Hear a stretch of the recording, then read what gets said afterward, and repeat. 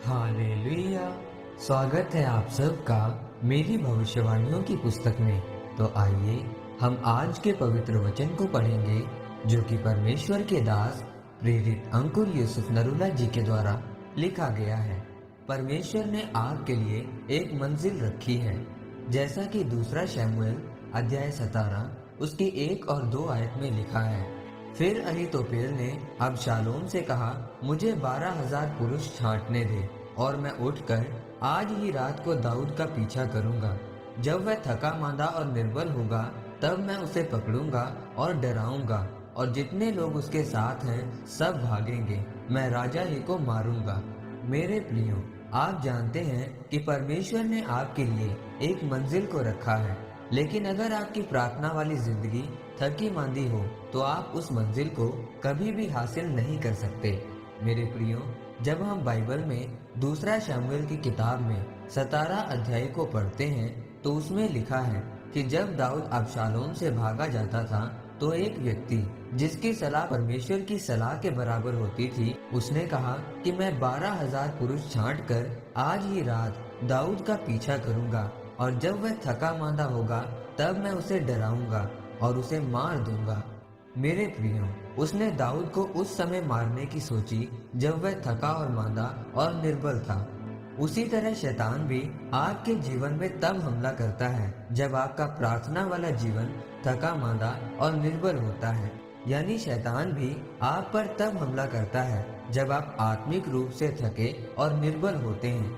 इसीलिए आपकी प्रार्थना वाली जिंदगी हमेशा मजबूत और गर्म होनी चाहिए, ताकि शैतान आप पर हमला करने की सोच भी ना पाए। याद रखें, अगर आपकी प्रार्थना वाली जिंदगी कमजोर है, निर्बल है, तो आप अपनी मंजिल पर कभी नहीं पहुंच सकते। आपके जीवन की कोई भी परिस्थिति जो आपको डराती है, वो बीमारी, पैसे की तंगी, गरीबी, बच्चा ना होना, जिस दिन आप अपने आप को प्रार्थना में लेकर जाएंगे, आपकी परिस्थिति अगर ना भी बदले लेकिन आपका डर जरूर खत्म हो जाएगा। और शैतान भी ये जानता है कि अगर आप डरेंगे नहीं तो इसका मतलब है कि आप अपनी मंजिल के करीब पहुंच गए हैं। मेरे प्रियो, परमेश्वर के वचन जकरिया अध्याय 4 उसकी 6 आयत में लिखा है, ना तो बल से ना शक्ति से परंतु मेरी आत्मा के द्वारा होगा। मुझ सेनाओं के यहोवा का यही वचन है।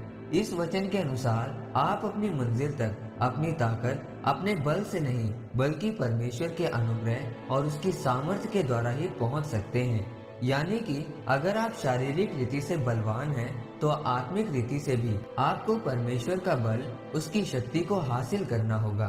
प्रार्थना के समय को और बढ़ाना होगा। मेरे प्रियो, आज लोग चाहते हैं कि वो उस मंजिल तक पहुँचे जो परमेश्वर ने उनके लिए रखी है, लेकिन वो प्रार्थना में परमेश्वर की हजूरी में नहीं जाना चाहते। अगर आप धीरे धीरे उस मंजिल तक पहुंचना चाहते हैं तो आधे घंटे की प्रार्थना बहुत है, लेकिन अगर आप जल्दी पहुंचना चाहते हैं तो आपको अपनी मेहनत को, प्रार्थना को, उपवास को बढ़ाना होगा।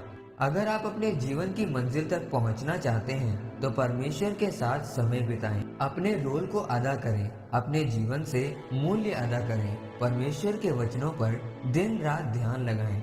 तब परमेश्वर आपके लिए आपके जीवन में अपने भेदों को खोलेगा और आपको आपकी मंजिल तक पहुंचाएगा। आमीन। आइए परमेश्वर के दास के द्वारा की गई इस घोषणा को आप मेरे साथ एक मन होकर ग्रहण करें। सर्वशक्तिमान परमेश्वर, मैं घोषणा करता हूँ कि इस वचन के द्वारा आपके लोग आपके साथ अपने समय को बिताएं, अपनी आत्मिक मेहनत को बढ़ाएं और अपनी मंजिल तक पहुँचें। प्रभु यीशु मसीह के नाम में आमीन। परमेश्वर आप सबको आज के वचन के ऊपर मनन करने के द्वारा आशीषित करे। आमीन।